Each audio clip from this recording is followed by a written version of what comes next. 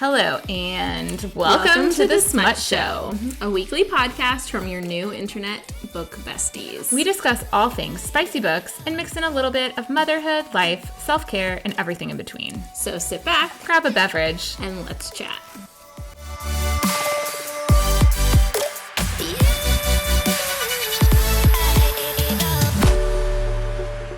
Hello, and welcome to the Smut Show. I'm Neely. And I'm Rachel. And today I probably should have clarified this before we got on the podcast, but it's Lauren Okie. Is that how you say your last name? Okay, I was like, let me just make sure that I'm saying this correctly before we just continue. All right, we have Lauren Okie on the podcast with us today. She's the author of Hard Fought and Thoroughly Modern Love Stories. Her debut novel, The Best Worst Thing, publishing from Avon Books, is out today. Yes. As of recording. No, I mean, as of airing. That's what I meant. I've been in a small coma, and it's out. Yes, yeah. As you're listening to this, it is out today. Okay, it's out now. It's out now. Yeah. I'm in two places at once. Yeah. Because I can say it as of airing. As of airing, I am in Positano, Italy. Yeah, Neely's in Italy right now for everybody listening. Yeah. Yes. And I get back tomorrow. But Rachel and I are on day 2 of our marathon recording to try to get ahead of things. Yeah. And so Neely can enjoy Italy. And we've had 2 days full of technical difficulties. It has been. It's been a ride. Rachel, where are you in future now? Where are you right now? In future now, I'm on October 14th. Yeah, October 14th, I'm probably at home. Let's be honest. Yeah. I'm doing something glamorous. I'm probably in a small Barnes and Noble. Okay, let me see. Maybe future me, I'm sitting at a coffee shop. Maybe I'm actually writing like I'm supposed to be doing. Maybe, I don't know. Maybe I'm doing any of the work things that I should be doing. Maybe I'm reading a good book. I don't know. Guys, I'm excited for future me. Who knows? I mean, anything could happen. Anything could happen. Guys, did you ever watch, I know it's like more off topic, did you ever watch The Mindy Project? No, I didn't. I'm so sorry. I know we're starting off with disappointing you. I'm so sorry. Next year, I'm going to write down my joke, and we'll do it next year. Okay, perfect. We'll come back to this. It's happening. We'll watch it in the meantime, okay? Okay, Neely, do you want to start us off on our 1s and 5 stars? Yes. Okay, so I can't wait. My 1 star... Gosh, where to even begin? I feel like this is like a trend. I feel like every time we record, I'm like, I have a lot of 1 stars. Okay. One of my 1 stars is that as of recording, our kids have early release and get out of school in 2 hours. And I'm like, I've not even had time. I'd really like us to stop doing that. So, I mean, you say this as if your kids aren't going to explore today. But, yeah, I am going to pick them up early, but not as early as you. But I have to pick my kids up at 1:10, and then we have tumbling today, and I take Charlotte's friend to tumbling. So then I have to go at 2:30 once Andrew's home and get her from Explore. So I'm just like running with my head cut off. And I'm tired. I was telling them before recording, Charlotte woke me up at 3:33 this morning to tell me that she couldn't sneeze. What does 333 angel number mean? I'm going to look it up for you. I don't know. What does it mean? It means divine guidance, support from spiritual masters, and encouragement for growth, creativity, and a positive future. Great. Sounds like you're going to have a great day. Yeah. Yeah, for us all, I'm on coffee number 3 and feel like I could collapse from exhaustion. But we're here and we're doing it. And my 5 star is that this morning the weather was so good, I could have cried. It was yesterday afternoon. So, Lauren, we both live in Dallas, Texas, and just a mere 3 days ago, it was 105 degrees. Mm-mm. And this morning it was like 65 degrees. And I was like, I needed this for my soul. Yes. I needed it. It is wild to me. And Rachel and I have talked about this. If you're an OG listener, you know how dependent my mood is on the weather. And if we always talk about, like, in Texas, we have seasonal depression in the summer. Yeah, I don't like when it's 100 degrees outside. Yeah. It is. What is your perfect day of weather? Oh, it's like Miss Congeniality. I was going to say, yeah. It's not too hot, it's not too cold, and all you need is a light jacket. But truly, my perfect weather is when you can wear shorts, but you need like a sweatshirt. Have you tried Los Angeles? Like, I need shorts and a sweatshirt. And I am happy. That is. I'm like, not to brag. But she's in shorts and a sweatshirt as we speak. She's literally in shorts and a sweatshirt. Yeah, yeah. I cannot. I don't think I'll be able to wear. The problem is my shorts and a sweatshirt weather is probably like around Christmas time. Oh no, I'm fully. I mean, that's like Liam's in shorts and a sweatshirt. Like, he won't wear pants. I mean, it will be. I'm like, I will still be hot in January, unfortunately.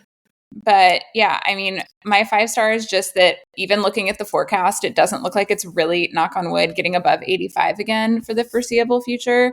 And I am just so happy. I'm ready for like the cold weather foods. I'm ready for soup season. Well, we started soup season when football started because I don't give a shit. But because we've always, during football season and kind of like into the winter months, we do Sunday night soup and grilled cheese is like our dinner. For me and Andrew, my kids won't eat either, but because they're ridiculous, but we do it. And I'm just ready. I'm ready. I love a crisp morning. Very few things make me happier. What about you, Rach? My 1-star, I think, hold on, I feel like I had a 1-star before we started recording and now I can't remember what it is. But my 5-star is that I talked about this yesterday, but I am very excited about it. I get a weekend, not completely to myself. My older daughter and my husband are going on a camp out this weekend. My younger child and my husband are going on the same camp out this weekend. So then I know it's like unintentionally doing the same thing. We did not know this until we talked about it yesterday. But I'm excited to have some time with my youngest. And then I'm also excited because my mom was like, well, I feel kind of bad that she doesn't get to go on a camp out, even though she's going she's spending the night out one night. So she's spending the night. The best. It is the best. I brought that up to Andrew. I was like, oh, maybe Liam would want to do like a sleepover with my dad and stepmom. And he's like, no, like you should have time with him. I mean, I will get almost all day Saturday to myself. Yeah. Going to a birthday party, and his friend whose birthday party it is, the mom was like, I can take him and bring him home because they just live a couple doors down. And you're like, thank you. And I'm like, great. I'm going to have like a good 5 hours on Saturday to myself. Yeah. And it's the best part of like, I'll be with him in the morning and then he'll leave at like 10:30 and I'll come home at like 10:30. And I'm like, okay. You've got a lot. You've got a good chunk. And she was like, I want to do something special with just her. And I was like, that's great. And then I remembered that I had one of my best friends turned 37 a couple of weeks ago. And so we're having her birthday party this weekend. And we're doing a Moo-Moos and Mahjong party, which I love it. After years of bitching and saying you would never play Mahjong, you're now a Mahjong person. Listen, I wouldn't call myself a Mahjong person, but I am good at it. You're not a Mahjong person. I'm not fun. It is fun. I will admit it. Yeah. I think the children. So I just got mad about how suburban white women were taking over the game, and I was annoyed about it. So I threw my little fit about it, and now I'm a suburban white woman and I'm playing the game. Okay, so here we are.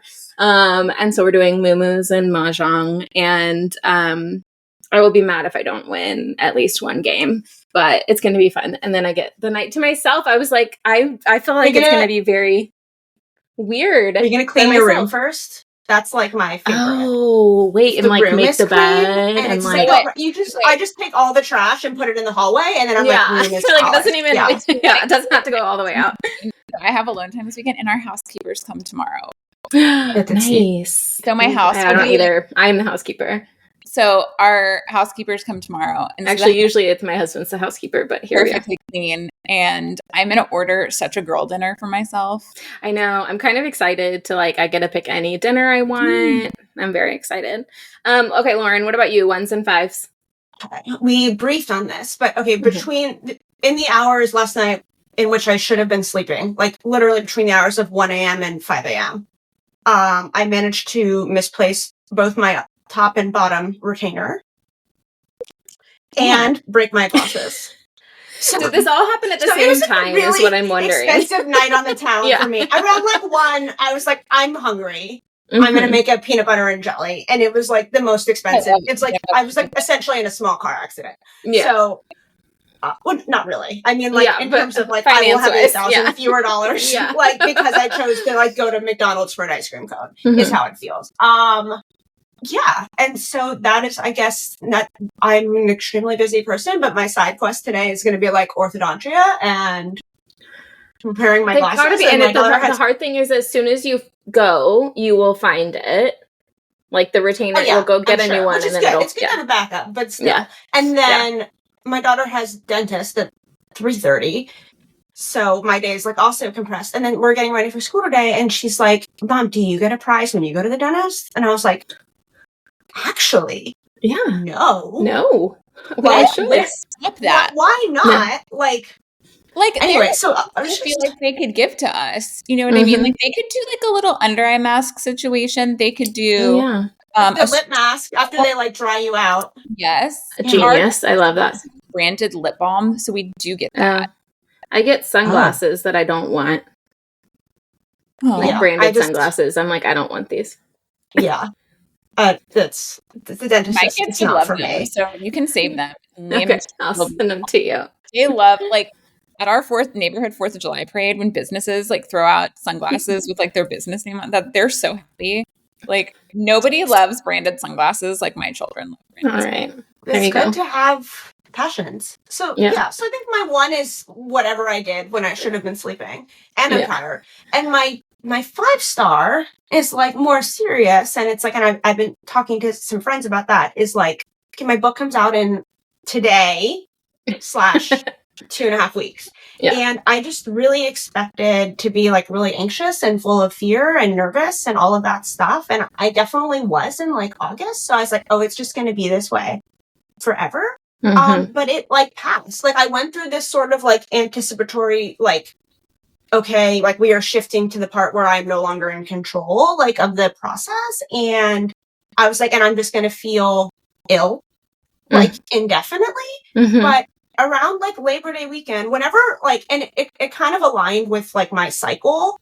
And so I was like, okay, I don't know. I couldn't tell whether it was like, am I crashing out long term or am I like having this kind of like amplified crash out? But then all of it passed. And then I was like, okay, it's going to happen again with like in 28 days. Like, you know what I mean? Like it's going to be repeat and worse, but it didn't.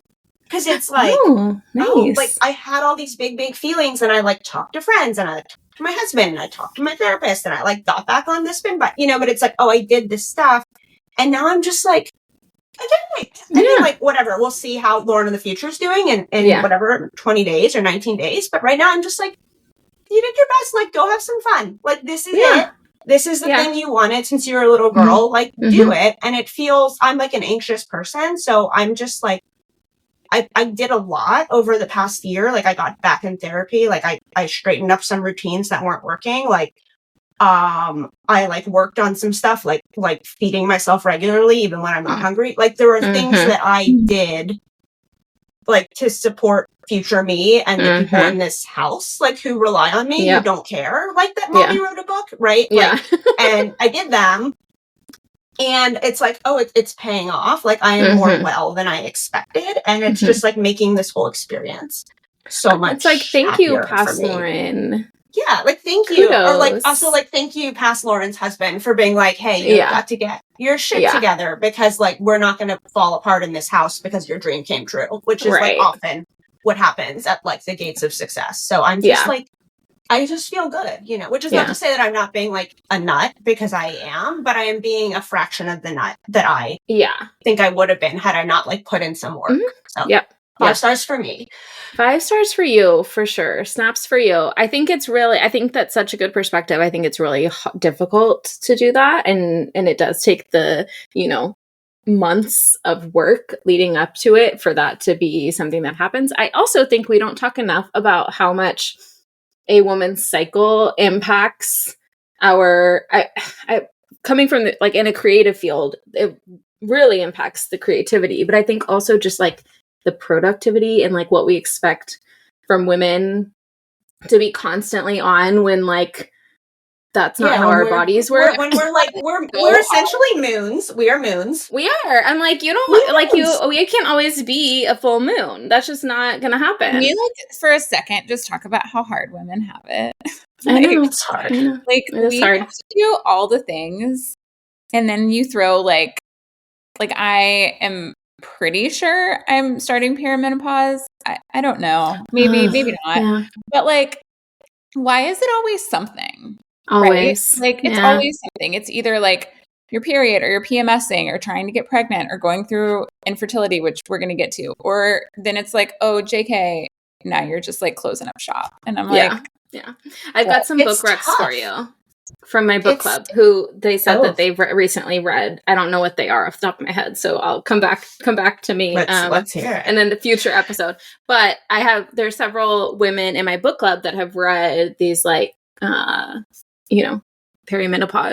I don't want to read it. Everyone's reading all fours. It's huge. Yeah. I don't want to read it. I want to be surprised. Well, we read other stuff too, but that is something that they were, and they was it was helpful. This conversation is just making me sad.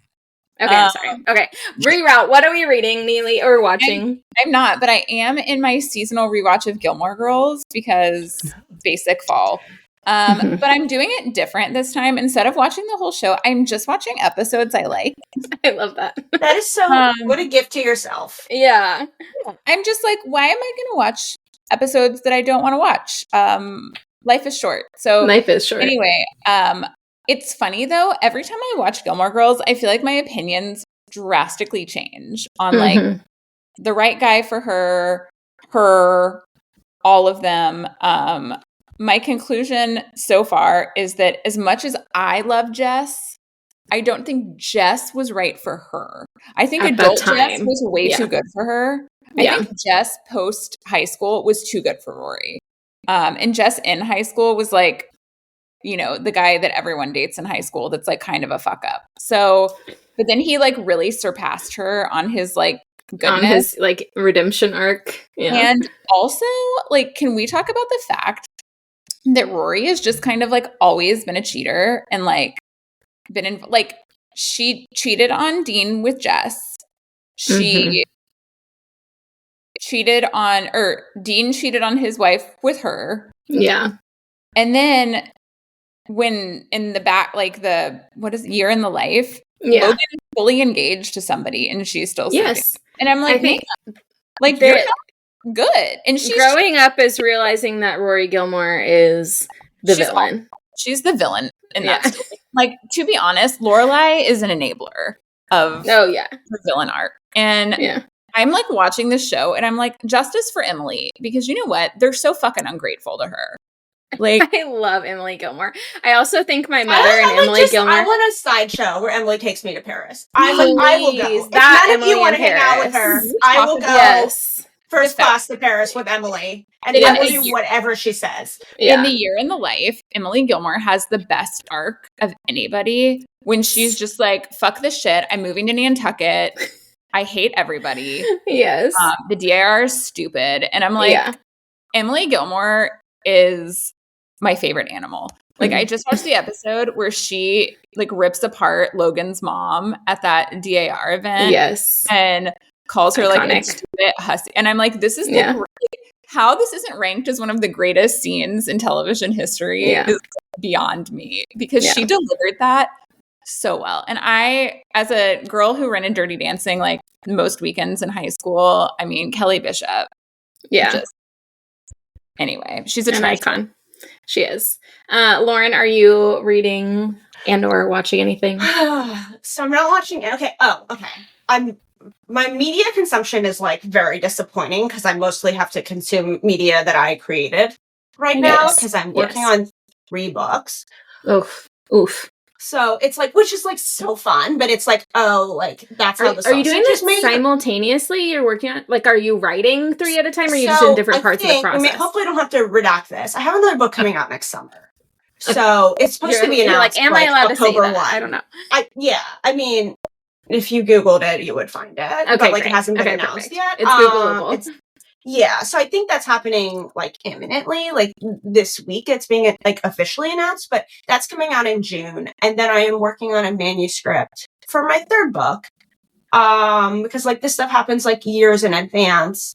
So normally I'd be like working on one thing and then like living a normal life. But now I'm like, oh, when I'm not working on one thing, it's like, it's publicity or it's like task pages coming through or whatever. So there seems to be like 4 to 9 hours per book a day of stuff to do. And so I'm like, you know, and like the issue with creating is that like you can always do a little more and it's very hard for me to like stop away.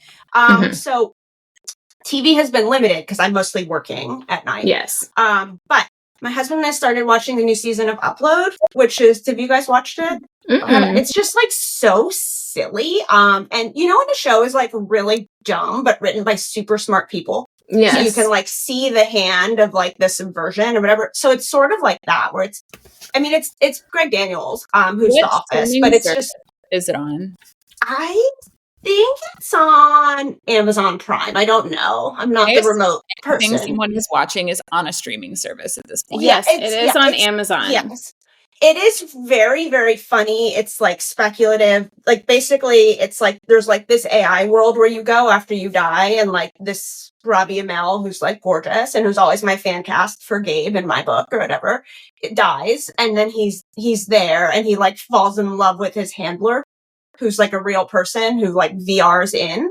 And it's just like very, very funny because they take the plot very seriously, but it's also like, it's very glib. It makes fun of death. Like the whole world where they live is sponsored by a business called like Nokia Taco Bell. And like, right. And like, so all the product placement is like kind of this big joke. So it has the parts.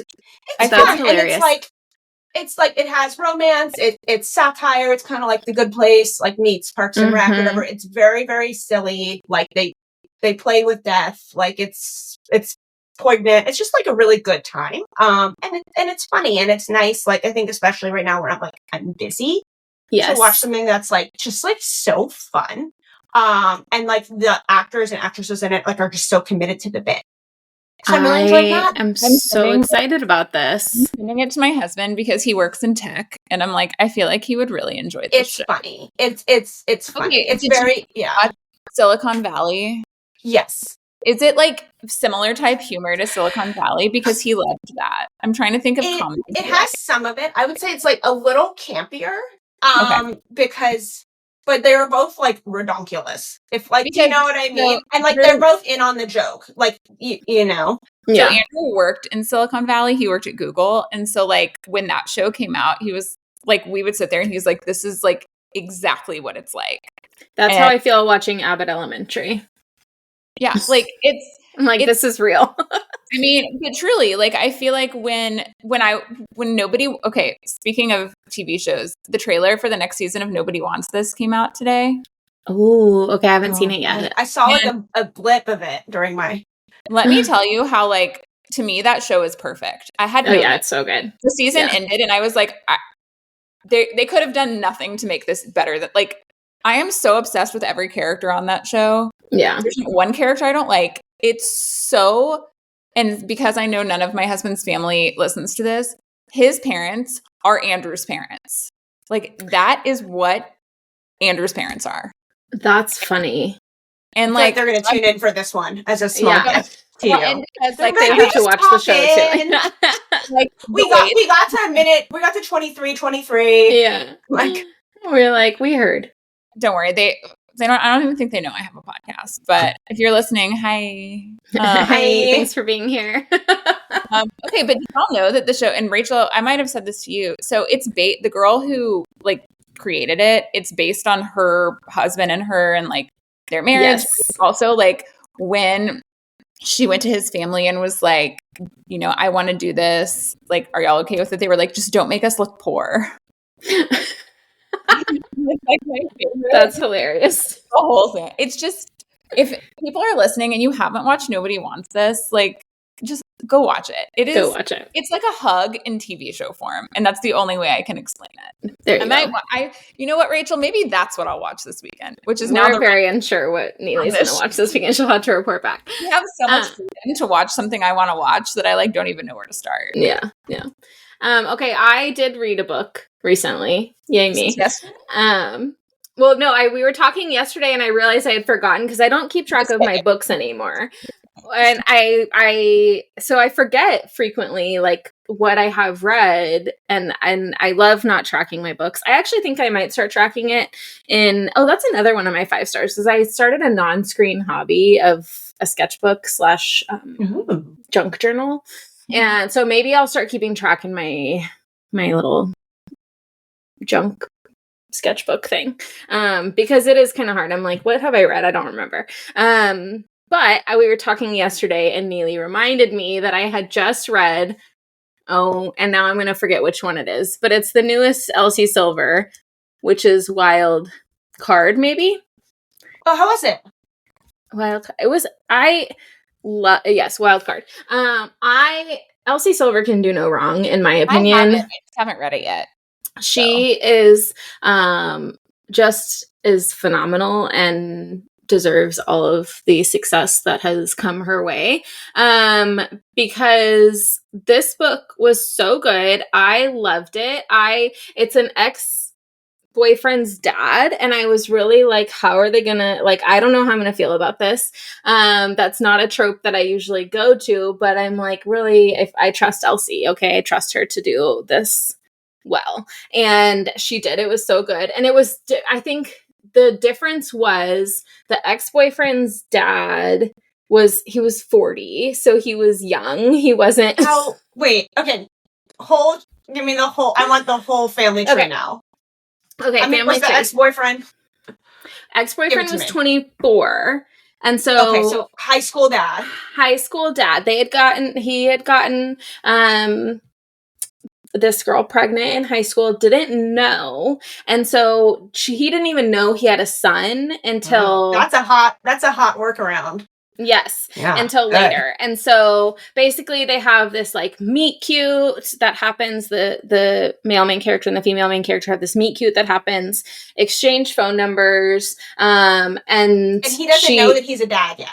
He has literally just found out. Like, they're at the airport. He's coming back from meeting his son for the first time, who is a man who's 23, 24 at the time, whatever. Okay.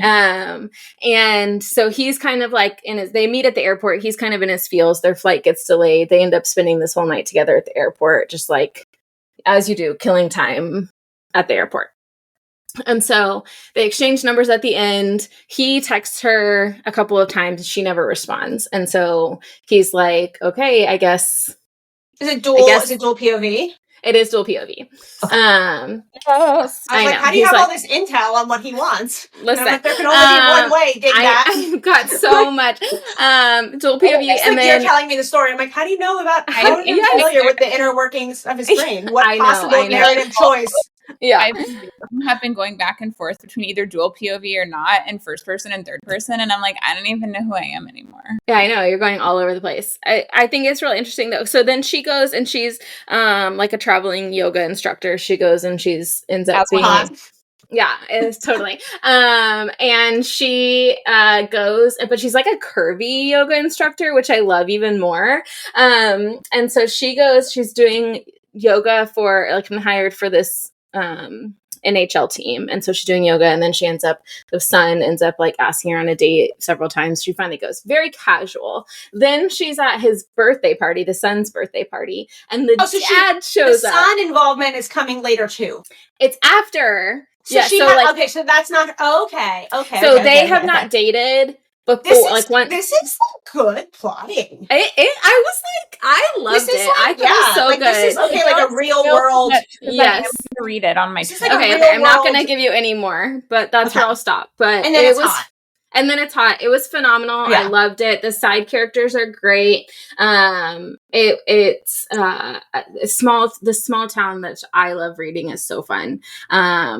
And yeah, he's like broody and grumpy and like pissy, and he's just like so good. So he flies planes.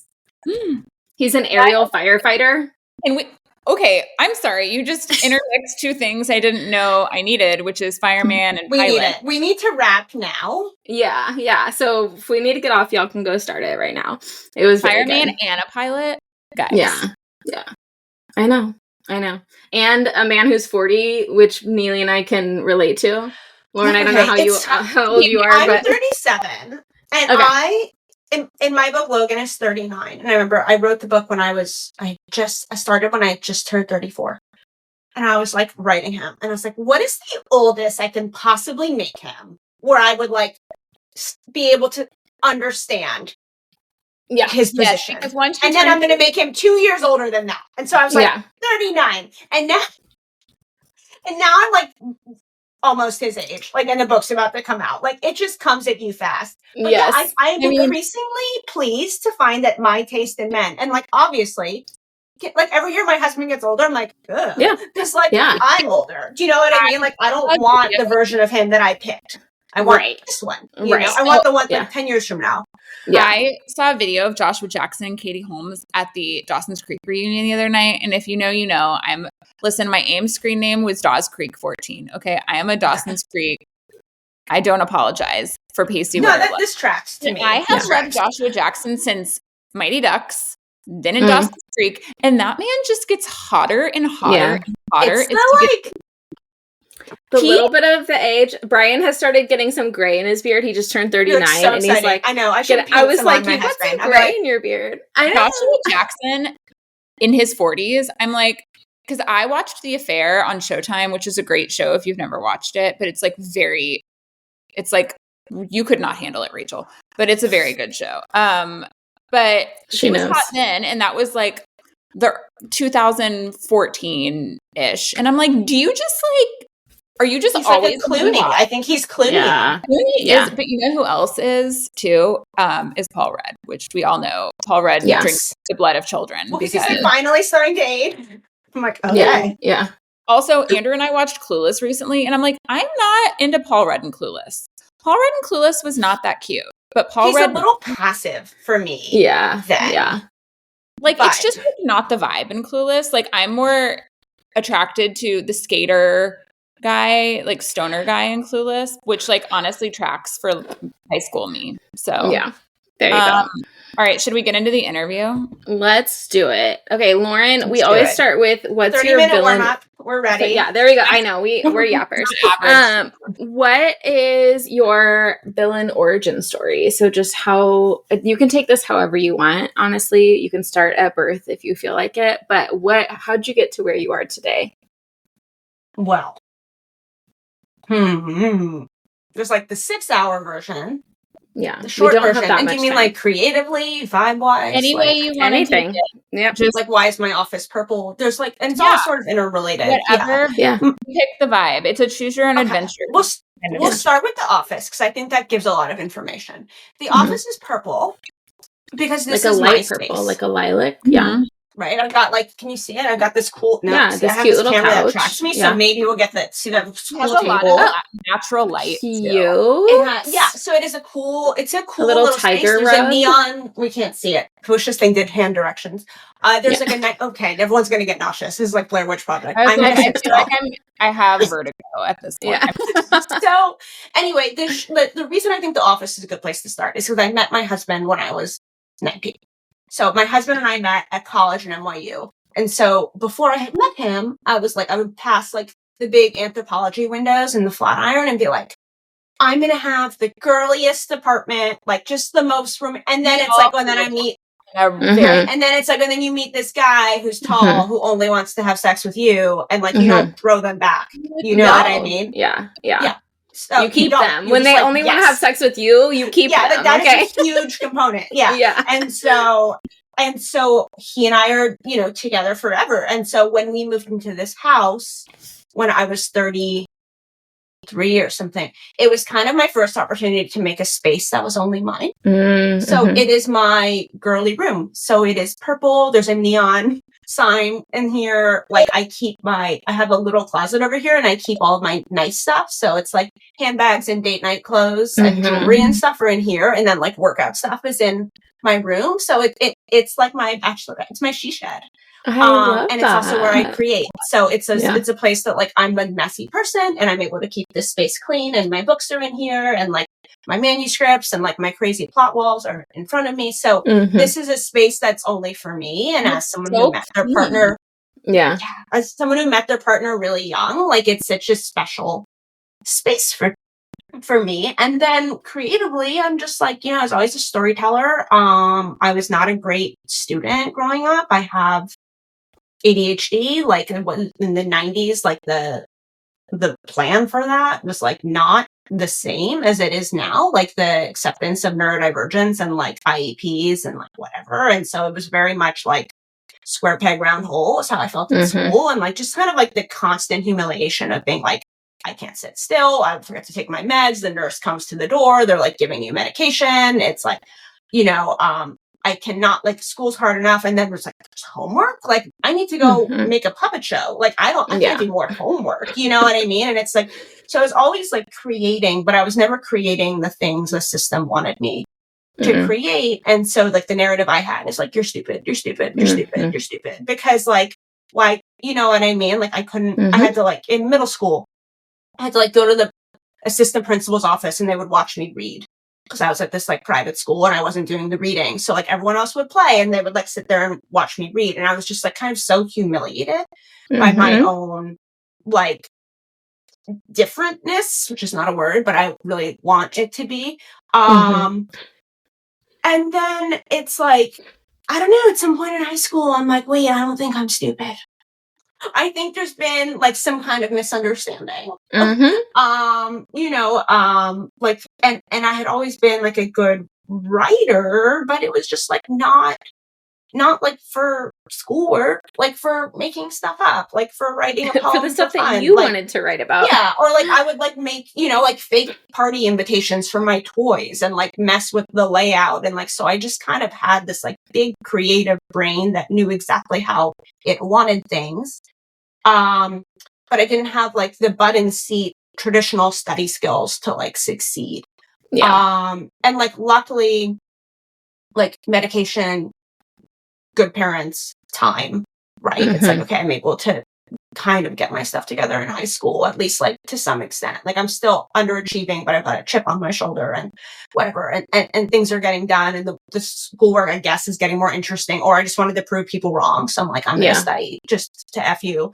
And then I had these 20s that were like really unremarkable because I was like, I graduated from college during the Great Recession and it sounds like a really good excuse to being like, oh, like, why didn't you get an interesting job? It's a Great Recession. But the real answer is because like, I didn't know how to take a big swing. So I would see people around me, like even have like a cool job in advertising. And I would be like, oh, I want that. Like I want to create something.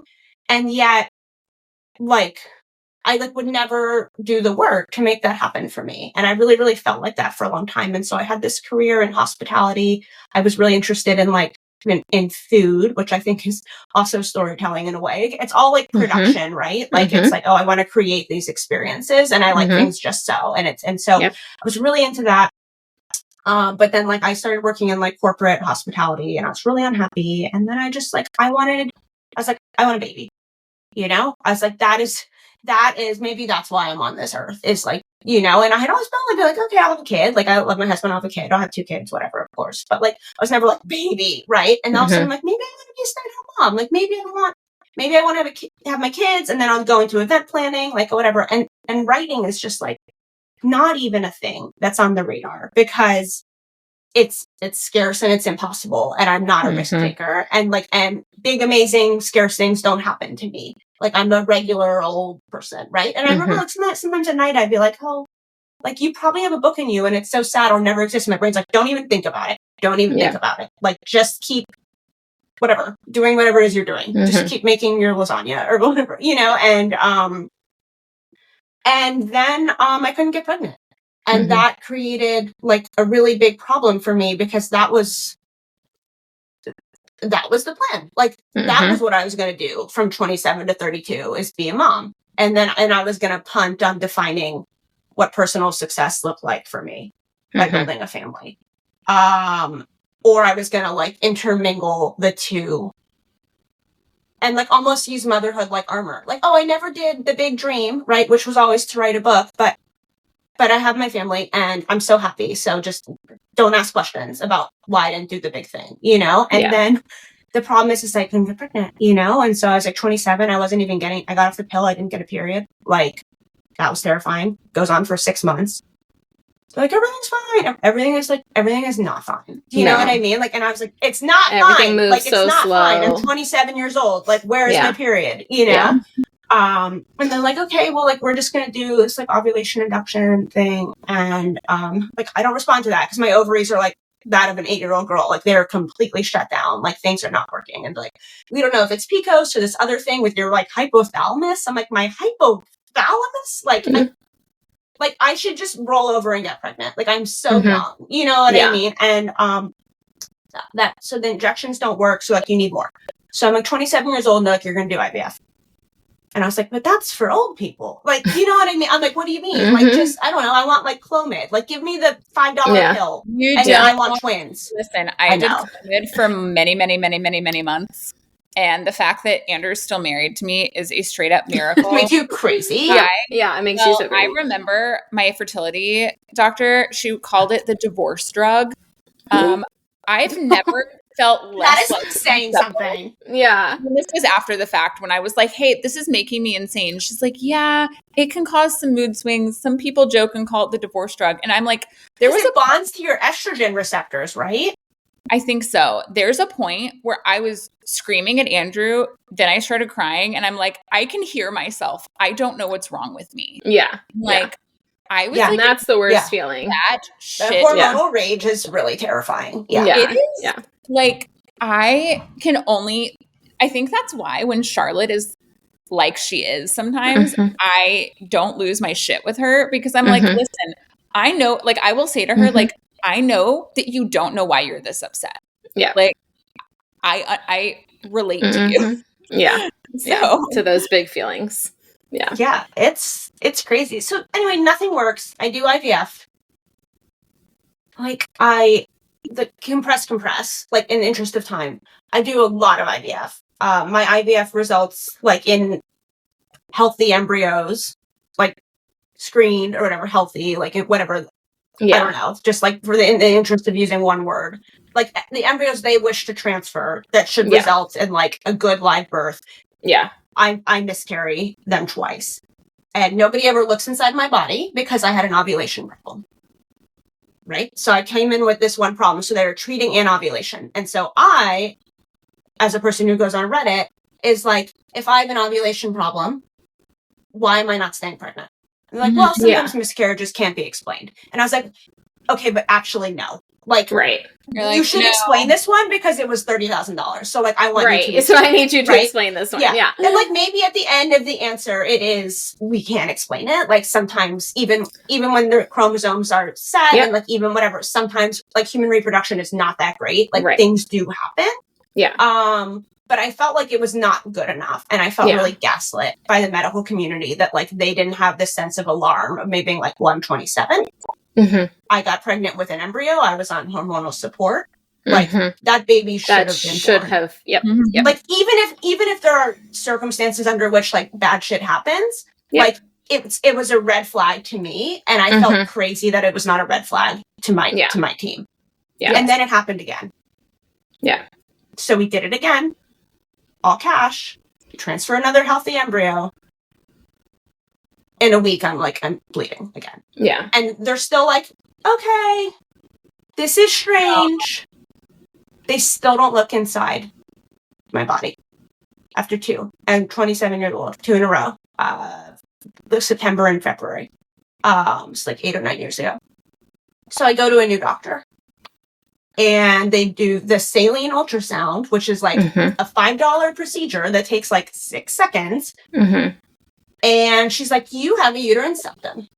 You have a birth defect in your uterus. So the embryos have been implanting on a non-vascular part of your uterus. And then they run out of nutrients and blood flow and oxygen, and that's it. Like, the pregnancy ends. I'm like, oh, well, now I have PTSD and no money. And I'm crazy because I've had 2 like miscarriages. So my hormones are like out of whack. Crazy. Like, I've lost control of my career where I'm not happy. I don't recognize my body. And I'm still like years away from motherhood. And no refunds. Yeah. Like, you know, society talk about that more because infertility and I mean going through any sort of fertility treatment is insanely expensive. And it is such a privilege. Like, and in the book, I try to make space for that, where it's like, it is even a privilege to fail at IVF, like, which is so disappointing. But yeah, like it is insanely expensive, and it puts it, if you were fortunate enough to afford it, like it puts an insane amount of stress on your family anyway. Like, unless you're filthy rich, it's huge, and you feel crazy. Like, you feel crazy handing over money to people who are like not paying attention. Right. You know what I mean? Like, and it's like you're at the DMV and you're like, this is something I really tried to write for Nicole, is being like, I'm just trying to do the thing that you guys keep telling me I need to do. Yes. Which is be a mom. And then you're acting like a crazy person because, like, I find a mistake on my treatment plan and I call and I'm upset. And you're like, oh, good catch, thank you. Like, and I'm like, no, I want, you know what I mean? Like, I want you I to shouldn't have had to catch that. Doctors? I switched doctors like a bazillion times. And like, honestly, like, they were lovely. But like, at the end of the day, I felt really, really gaslit because like I was a whack-a-mole case. And I think it's like, it's a lot, like, and like a 28-year-old not getting pregnant is like not good for your fertility treatment, like stats are how they make money. And like, it's a business, you know what I mean? And it's like, and so we try to repair this thing in my body. We tried 3 times. And I do 2 more transfers, 2 more runs of IVF. And like, I can't get pregnant. Like now I'm not even miscarrying, like something, like there's problems with the surgery, like the uterus is like, it's worse than it was before. And so I'm 30 and my doctor's like, hey, I think you need a surrogate. And so I was like, cool. Okay. Like, it's like, okay, you know, like it's like, let's see. And I kind of knew it was coming, and I had kind of been asking for several years to be like, hey, I'm tired of paying for this IVF and putting my body through this, knowing that like it's a shot in the dark. Like, don't you think we should be doing this in a place where like babies are carried to term? And they're like, and before, you know, surrogacy is, I think it's a little like more popular now. 10 years ago, like, I mean, you probably still do, like, it's like months of medical and psychological, like psychiatric screenings and whatever. And like, you need like, you know, like notarized documents that are like, you can't carry a child. And I think, like, I think the celebritification of surrogacy has made that more confusing because there's no transparency in the process. But I can say from experience that my process was that like, I had to move mountains as a non-famous person to get, you know, healthcare to sign off on this procedure. And I was lucky enough to meet through a friend of a friend. It's my friend's college roommate, who ended up carrying my child. So I didn't go through an agency. Like, we did everything like with lawyers, everything above the book or whatever. I just like, but there is a personal connection, and I went and I met her, and I just remember thinking, and Nicole thinks this in this book, and I was like, this woman's going to change my life. We met in a bathroom. We were like going to lunch, but then I looked up from the mirror washing my hands, and it was her. And we're like, oh no, like we can't meet in a bathroom. But it was like exactly what I needed, because I was like, oh, she's human, I'm human. And I had been so scared that like she was going to not like me. Like, I was going to say something weird, and she's going to be like, oh, I don't want to give her a baby. And I felt so like vulnerable, because most people just get to have sex and then they get to have a baby. And I was like, oh, I have to go to lunch with someone and they have to decide whether I deserve this. And it was like, after going through what I went through, and it was like such a like kind of like you're kind of like vomiting through your mouth, like, you know, it's like, oh, like the amount of pressure I felt. And she was lovely, and I was like, this is going to solve all my problems. And it didn't work the first time, and it didn't work the second time. And then they told us to stop, and we're like, no, we're going to do one more because it's in the contract, whatever. At this point, you know, we're just lighting everything, our savings on fire. Like, we're going to finish this up. And the third one is my daughter. So that's how I got my daughter. And then I was like, okay, and then I met the baby, and it's going to fix everything. And then they put my daughter in my arms, and I was like the exact same person. It's like, do you know what I mean? Like, oh, like all of the shit that I just went through that I thought would be like erased. It wasn't erased. It compressed, but it's like still in me. And so the book I wrote is like, I needed to make something with that experience. And I needed it to be fun. Like, that was the other thing too. It's like, oh, like, how can I take this thing that, like, I know women in their 30s are talking about, and that I have this, like, hyper specific experience with, and make it, like, hot? You know what I mean? Like, and like, make this, like, silver lining. And also, like, because, and my husband is, like, a wonderful person, and he would never do the things to me that Gabe did in this book. But there is a part of me that's like, but what if like, this was a secret that was in my body, and, like, what if, what would it look like to re-enter the marketplace knowing you couldn't have children? And, like, how difficult would it be to believe it when a partner's like, I don't care. Like, how difficult would it be to believe that, like, in a standard relationship? And so the story ends up being like an exploration of this trauma I have, but also, like, this kind of, like, creative exercise of being like, how would I trust my body again? Like, after my partner and my body had betrayed me, and, like, and what is, like, what kind of man or partner or love or whatever could change me, you know? And that is the story. So that's my villain origin story. So great. One of my best friends and I both went through IVF, and we didn't know each other, obviously, like, till we had kids, because we met through a program called MOPS, like Moms Preschoolers. And I was pregnant with my second, and she had two. Anyway, her IVF story is, like, way more crazy than mine. But we talk a lot about how, even, like, and it's so hard to explain this to people who haven't gone through infertility, but people, I think, have this assumption that once you have a baby, whatever way it comes, via adoption or surrogacy, or you do get pregnant, that all of that stuff you went through is gone, right? Like, they think like, oh, like, but you have your baby now. And it's like, okay, but, like, and I've been in therapy consistently for 18 months. And through therapy, mostly, I've realized how much trauma that was. And that you still carry with you. That happened in my personal life during it, not with my husband, but my sister-in-law got pregnant while we were going through infertility. Which is, like, feels like just like, it's like. And even when she got pregnant, like, I couldn't put into words that I wasn't not happy for her. I was sad for me. And, like, we got married first. We should have had the first grandchild. Like, it felt at the time, like, I can remember, and I've told this story before, that I'm very close with my sister-in-law, and my sister-in-law and brother-in-law didn't even tell us. Like, my brother-in-law called my husband at work and was like, you have to tell Neely. And he walked in the door that night, and I looked at him and I was like, Crystal's pregnant.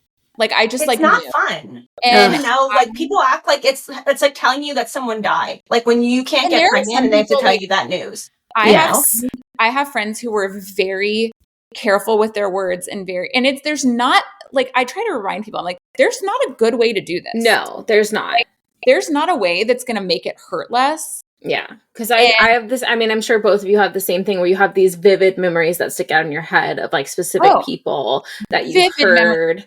Yeah. And you just feel. It's like people removed my heart from my body. Yeah. And then it's like the jealousy, and then the shame of being like, you can't even go to your husband's friend from high school's wife's baby shower. And I'm like, no, because I've been married for 7 years, and I have no money, and I hate my body, and she's, like, barefoot and pregnant. And it's like, I don't want to compare myself to these people, but it's like, you have, because this stuff makes you crazy. And this is in the book too, which is, like, crazy.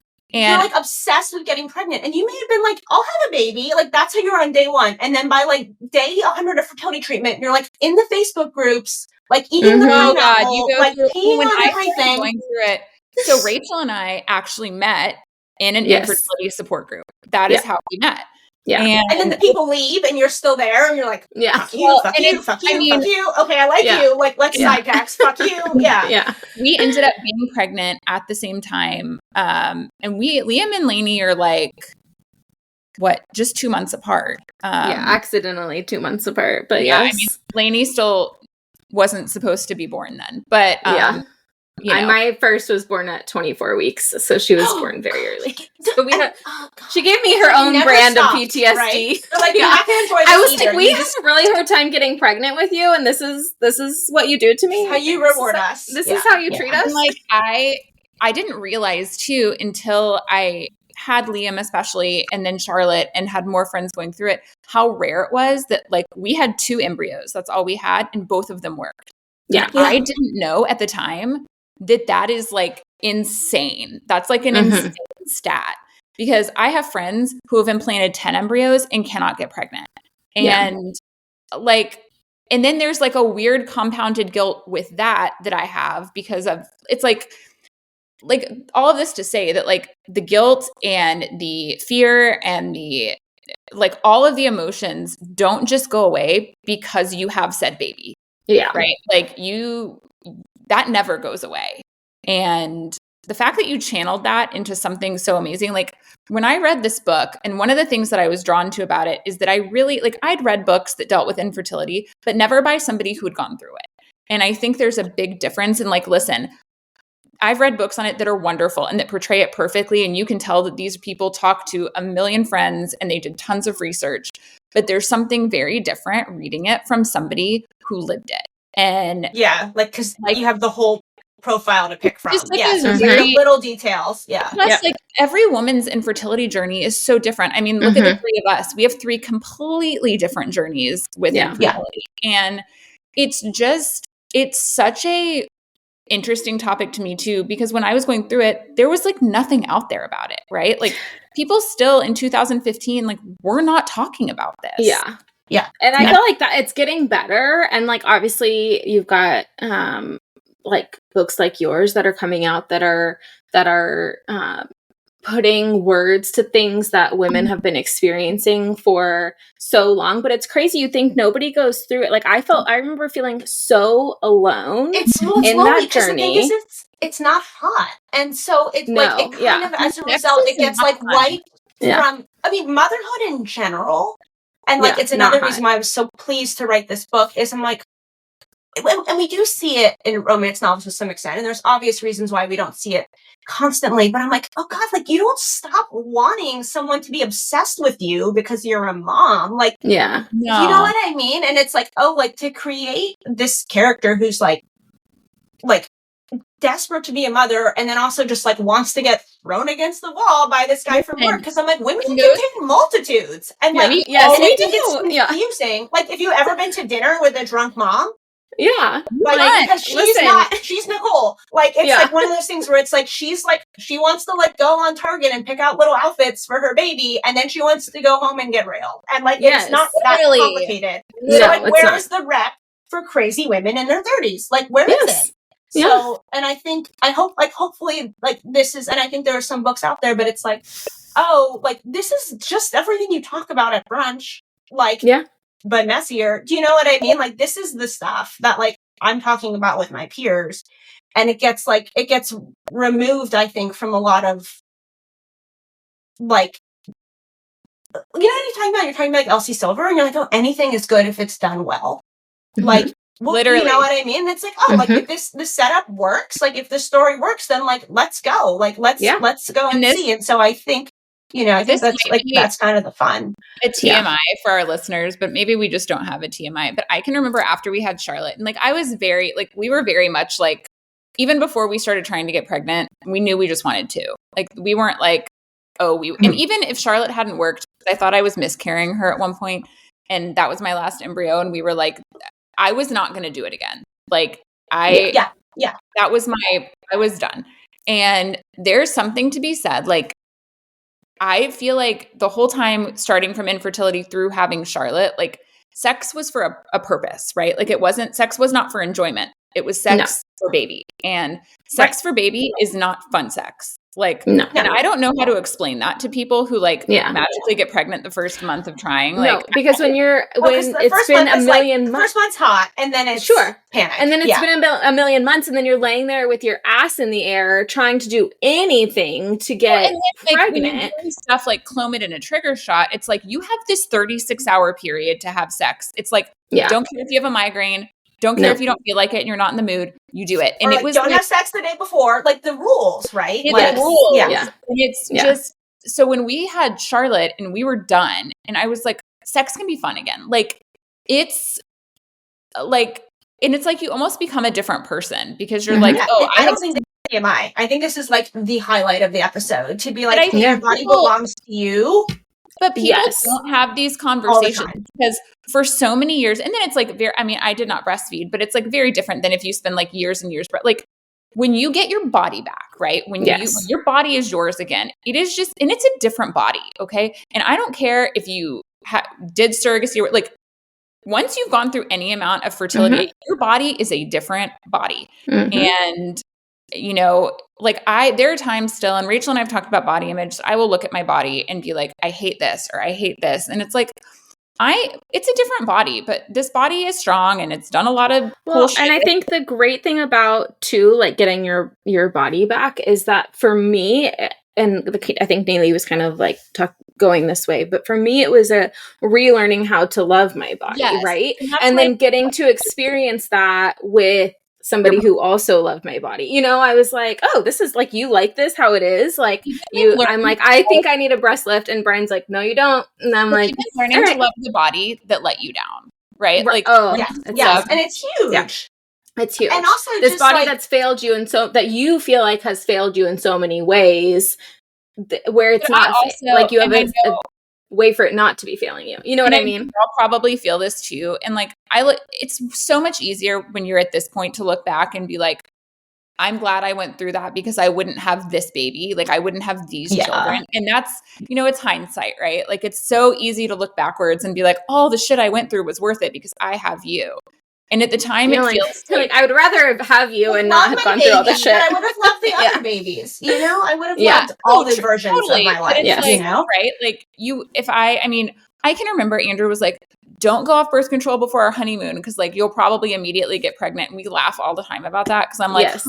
I know the amount of like concern I had. Panics I had because I like missed a pill and I'm like, what's gonna happen? What's gonna happen? I'm like, girl, you don't have a period and your uterus doesn't work. Like you are fine. Girl, you will be fine. The amount of time and we had unexplained infertility. Like there was no rhyme then. Yeah, which is terrifying. Yeah, which like you do all the tests, are like, I don't know, it all looks good. And I'm like, that's what we were. And Lauren, I also met my husband young. So we met when I was 18 and I think I had my first miscarriage when I was 23, maybe. And so it was the same thing. I was like, I am young. Like you're telling me this is what my body's supposed to do and it's not doing it right. Like, what do you mean can't get pregnant? This doesn't make a damn bit of sense. No, none of it makes sense. Crazy. It's crazy. It's like, it was really fun to explore, even though it was really sad because Nicole feels crazy and people are acting like she's crazy and she is crazy. But it's like, but of course she's crazy. Of course. Because everyone else is just getting it. Yeah. And she's like, where's mine? You know, and like, and why isn't this alarming to you that it's not working? And I think that's how a lot of us feel. Describe it is going through infertility is a lot of hurry up and wait, right? Like it's so much hurry up and wait. And for somebody, like I am not a patient person. Like nobody would classify me as somebody with patience ever. And I mean, I've developed more patience as I've gone through infertility, had children, you know, had to be patient. Otherwise you'll throw yourself off a building every day. But it is so much just wait. It's like, oh, your lining's not good this month. We'll try again. And you're like, next month. And you're like, but this month, like it had to be tomorrow. Like, that's the thing. Like, this is a whole ass month that I have to wait. Or I have to wait another month. Like, I've already waited 4 years. No, you know, when you're trying to plan a vacation, it's like, oh, but I might be pregnant. Right. Oh, but we can't do that. That's why I didn't leave. That's why I didn't leave my job. I was like, well, I'm going to be a mom in 9 months. And that's what I said every month. So I was like, so I can't start my career over. And all of a sudden I'm like, well, now you've been at this shit job for 7 years. Yeah. I mean, you're 9 months away from motherhood. Yes. And it makes you crazy. Yeah. Infertility should really come with like free therapy. Like if you're paying for all of this, it should really come with free therapy. By the way, we've inadvertently covered like a lot of our questions that I had. Yeah. So I don't want you to because I'm like we've been talking about the question. Well, and I want to talk a little bit about like you've spoken as to a lot of the questions that you've talked to, just as to why you felt like this was important to tackle and all of that. Did you have any hesitations about tackling this, or was it really just like this is the way that I need to process through some of the things that I've been through? So the chief hesitation that I had didn't come till later. And it was that because I wrote the book like not in like, I wrote the book in a vacuum. I wrote the book for me. I like the concept of the book was like, this is a love story about a woman who's like going through hell and like she's finding her way back to this man. So I see the best worst thing as a love story first. Mm-hmm. And like the infertility is just like what Nicole is going through or on her way out of when the story opens. So like to me, it is her and Logan's love story. And she's a woman who's having, you know, who's trying to get pregnant via surrogate, whose husband turns out to be a piece of shit. And so she is we all know that to become a mother. Yeah. And that's on the back, not a spoiler. So like within the first couple dozen pages, like that is what's going to happen. Like Nick's husband's having an affair. Yeah. Like the embryo transfer. Yeah. Lauren's DMs, somebody that I follow posted about, like they had an arc of her book and I like saw the arc and I was like, oh, okay. And then I read about it and I was like, oh, I want to read this and just slid into Lauren's DMs. And I was like, I want to read your book and I want to have you on the podcast. Yeah. Having not even read your book yet, I just like feel like I want to. And yes, now here we are. Here we are here in Italy. But yeah, it's like the action is like, oh, it's not hot. And so, and it kind of came closer when I started trying to find like a literary agent for the book. And it like wasn't as I thought it. I'm like, well, the book's excellent, so it's going to be fine. Right. Like it's unique. So it's going to be fine. And it's like, well, it's not like the others. And that makes it a risk, right? Like it makes it a commercial risk, to be like, oh, this is kind of not like unsavory, but it's just like, it's not something that we normally see like in a romance novel, especially the kind of like on a graphic level. And I tried to just be like as honest as I could. And so what comes out is what comes out. And I think like I still have that concern, which is like, and it's back to Elsie Silver, which is that like once you're in the book, if you don't like the book, once you're in the book, like don't like the book. My fear has always been that people will not pick up the book because they're like, I don't want to read about this thing. And I think, and that is why I'm always like, but you want to talk about it at dinner. Like, so are you sure you don't want to read about it? Or is it just kind of like, right? Like, and listening who either this goes both ways. If you've been through infertility and you're worried about it triggering you, or you're going through infertility, or even if you haven't and you just are like, oh, I don't know, like sounds really sad. Like, as with a lot of things, like there are moments that are sad. There are also moments that are super hot, and there are moments, and it's just like, I don't know. I feel like it should almost be like required reading because everybody knows somebody who has gone through. It's like an empathy tool, right? You're like, hey, this is why your friend is crazy. This is why she didn't come to your baby shower. Yeah. There you go. Like maybe this will help you understand. Yeah. I do think that people like, I'm trying to think of the right word. Like, it is really hard to go through this, right? But it's harder to feel alone in it. And you don't have to have gone through it to be empathetic and to be understanding and to be a good friend to somebody. Just like if you have a friend who, God forbid, has a loved one that passes away, you don't have to have had the exact same loved one pass away to be an empathetic friend to them, right?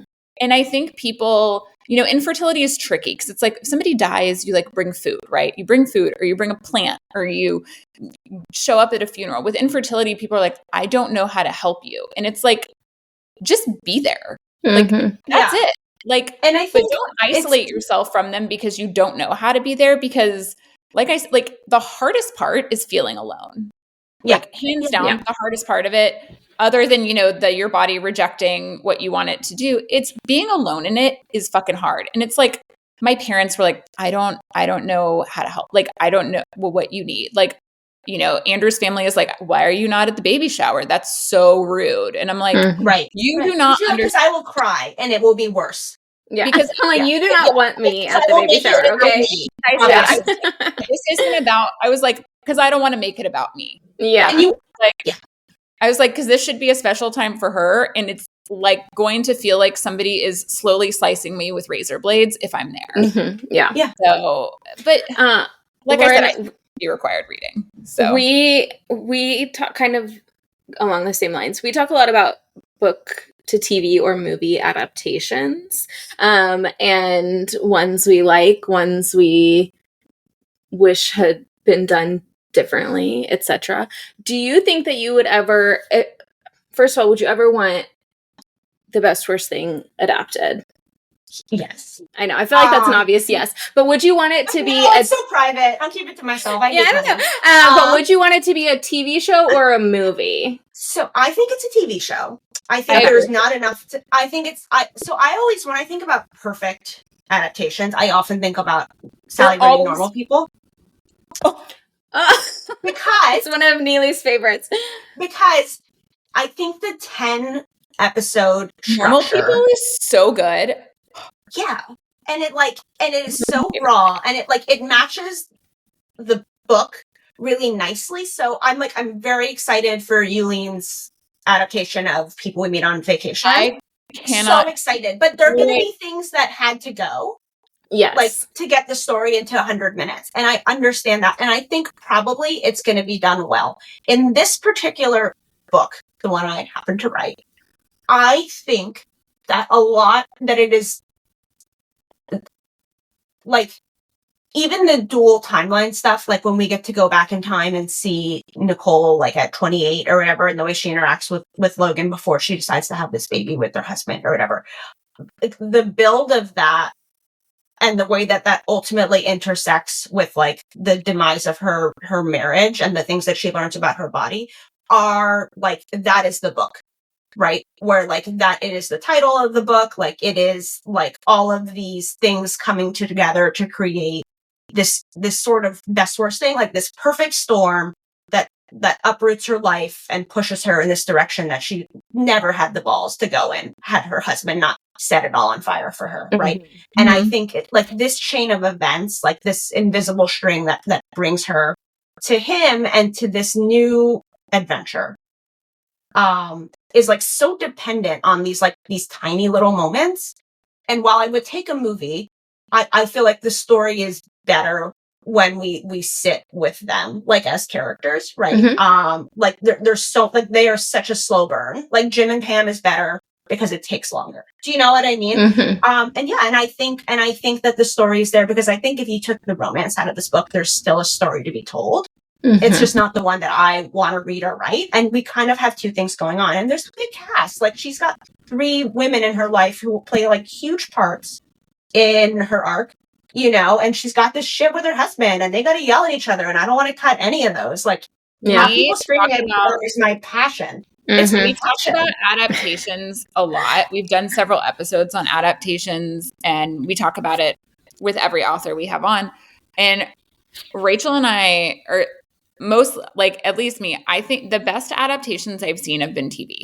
And that's not to say that they're not good movie adaptations because there absolutely are. I mean, we've talked about many of them, but I often use Normal People as an example when I'm talking about adaptations because it's the best one I've ever seen done. Yeah. And the pacing matches the book. The pacing matches the book. Yeah. And you need all of those episodes. You need to see that whole chain of events and everything they go through together and apart. Oh my God.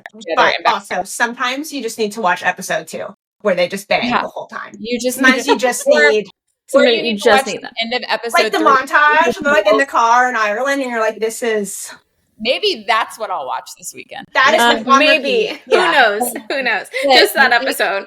I can remember that had to have come out when one of my children was an infant.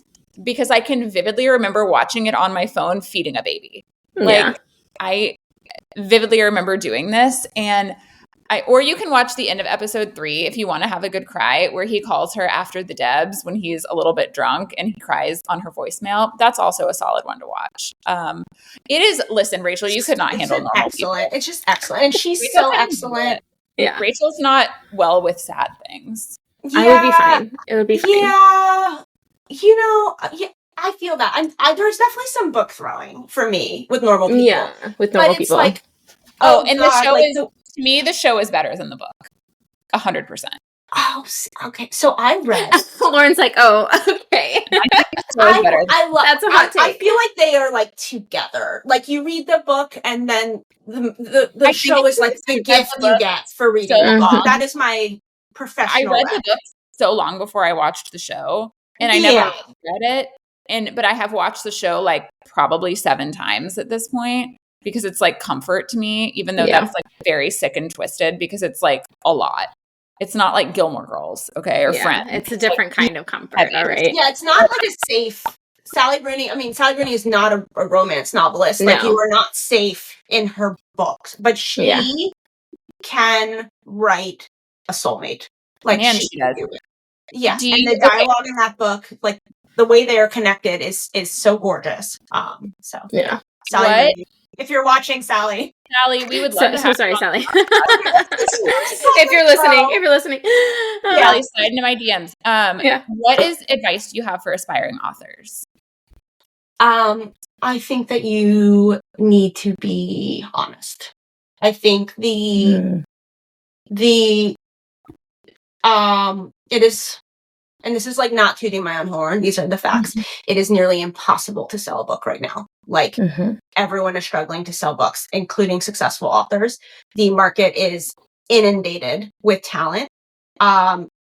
The rise of like legitimate, wonderful books in the indie marketplace is making it harder. There are unlimited people with talent and vision and good hooks for marketing, and there are just, you could just read forever and not run out of great love stories right now. That is the market thing. I think. What's that? I said, I want to never run out of books to read. Everybody, and you won't. And that Yeah. is amazing. But if you, whether you wish to write a book for yourself, or you wish to traditionally publish your book through like a big old publisher, or you want to put it on Amazon and run your own business, and those are all like equally fantastic outlets, I think. You may need to like think about what is best for the type of story you're writing, but like they all work. No matter what you do, like this process is like too long. Like, actually, like we don't need another Emily Henry. Like, you don't need to make that. Like, she's doing it. Other people are writing books like that. Like it doesn't need to be done. Like, I think you need to bring to the table who you are and be true to your voice. Like, I think the reason I was able to move my book through the system is the same reason I was afraid, right? Where I was like, I'm bringing something different to the marketplace, and so the market won't have me. But also, if most people are bringing, like, if you bring yourself to the marketplace and you write the book that only you can write, and this is, I think, particularly true in your debut, then like, and you give it the absolute best shot that you can, and that means like turning off your Wi-Fi and like dedicating yourself to your story and whatever pockets of time you have. Like, that is my advice, because then you have created something like kind of only yours, right? And so I once had a snob tell me that he picked books. He was only interested in books that changed the way he saw the world. And this was his way of dismissing romance.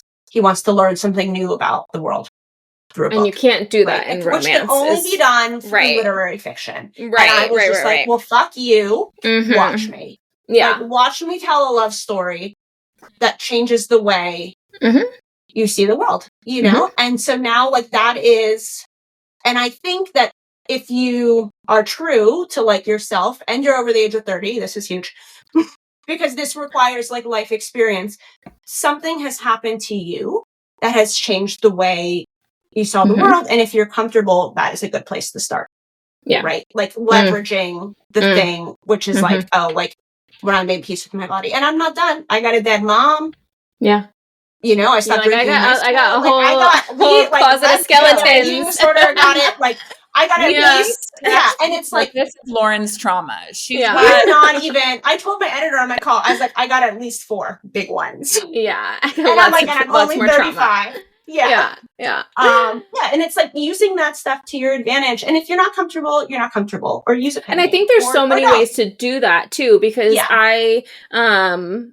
if it's Elsie Silver, right? Like, I think that I have read brilliant rom-coms that make me change the way that I think about things. Like, you can add in life experiences, and it can be still done with like levity and stuff. And you think about even like other media that you consume that has had such a huge impact and is not a drama, it's just right? bullshit. Like, that's the thing. It's like, this is what they say to make the genre small because it makes them uncomfortable, because it raises the bar for men. Right. And like, that's the truth. Like, because that women is the whole reason that we started this podcast. Yes.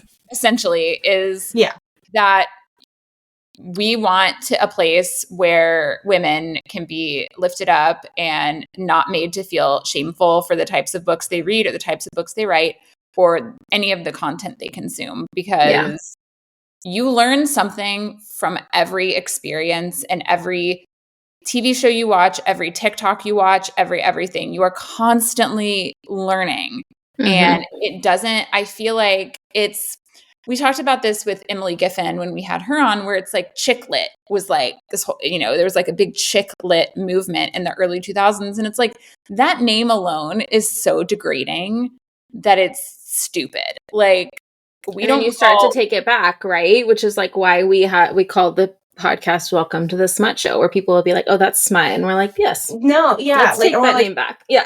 Yeah, you have to take it back, because it's like, well, it all comes back to being like, women's pleasure is not important, or it's unseemly, or like it's not, or like there are too many women in one room enjoying themselves without men, and that is weird, right? Like, and like when like what would we do without men? Like, right? And it's like, other than these fictional ones that we've created, but it's like, oh, like this is like, I can't imagine writing books where there's not like a massive love story, because this is people at their most vulnerable. And I think like, I think like that is like, when I think about writing or like what I'm doing in this genre, because I could go write a mystery. I could write literary fiction. It's like, I could just, it's like, oh, I'm just really interested in watching somebody be like cracked open.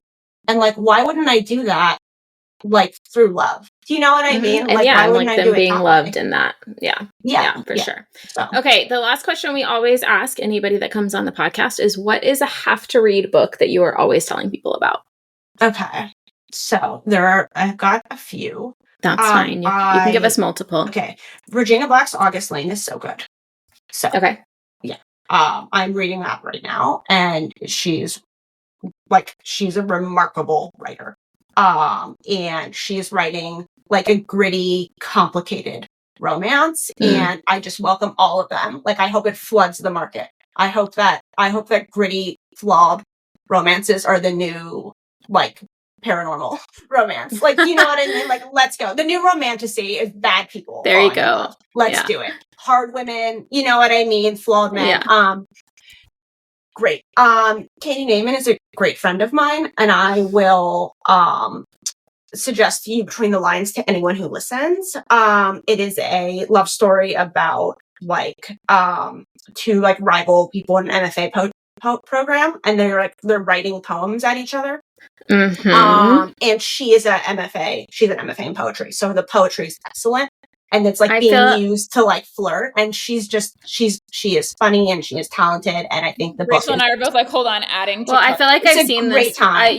I've seen this cover for like sure. She had a very good debut year, and I just read her new one. So the book is like, it's in the ether. It's at your Barnes and Noble. Wait, what's her name? Katie Naiman? Katie Naiman, and she's okay, found it. Between the Lines, fantastic writer, and it's a very cool story. Love that, and I love that. And then, what else am I reading?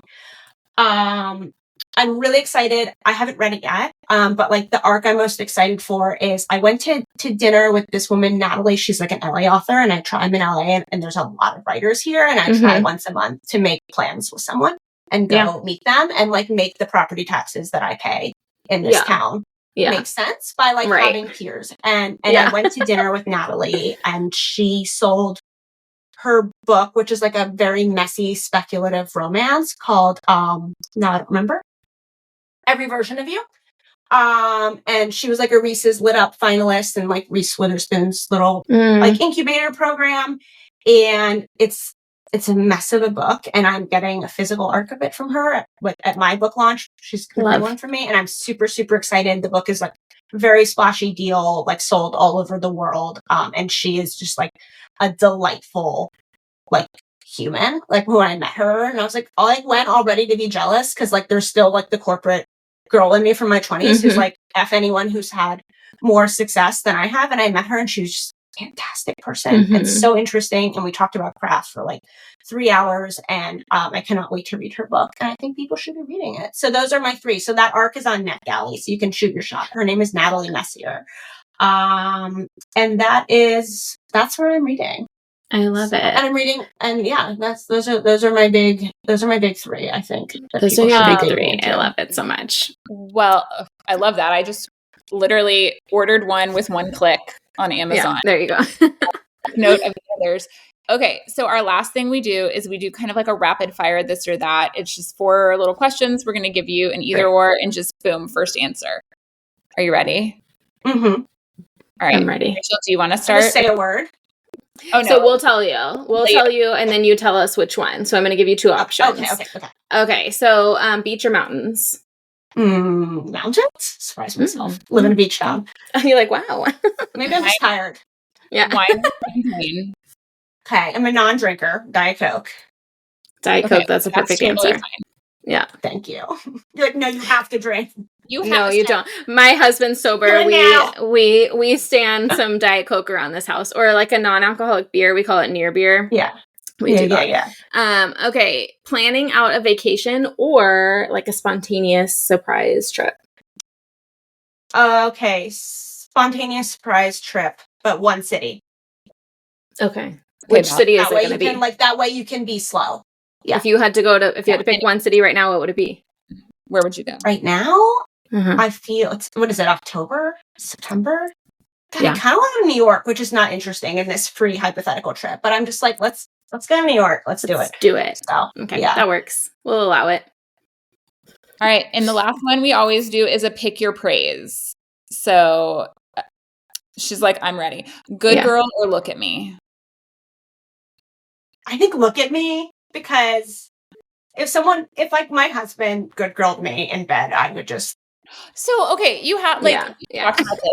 But like, look at me is legitimately hot in every context. Thank you. Right? Thank you. It's like, okay. Whereas good girl's hot in some contexts, but like it may end in me just laughing in your face. So that would need to be, That sounds about right. So that's so valid. It's safe. Lauren. Look at me is safe. Good girl is like.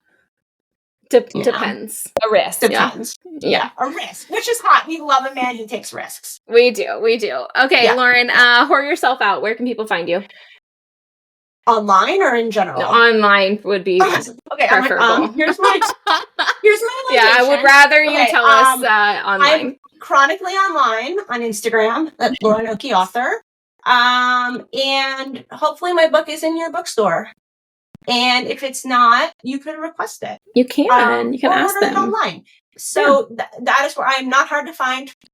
Quick Google will bring you to me. To DMs. I'm not a cool person, phone in hand. Whenever someone's like, "Thanks for getting back to me," I was like, "No problem." My phone was in my hand. I was literally looking at my phone at that moment. Literally me. Yeah. So, like, you're such a fast responder. I'm like, I know. My publisher was like, "God, your marketing has been so funny," and I was like, "Thanks." I'm chronically online. Like it is just online. Always. Very natural to me. Yeah. So, Okay, well, you can find the podcast everywhere at Smut Show Podcast, and you can find me everywhere at Rachel_M Lewis, and you can find Neely everywhere. You can find me everywhere at Neelykins, except TikTok, where I'm Neely Moldovan, because TikTok. Yeah. And guys, we will talk to you soon. Bye. Bye.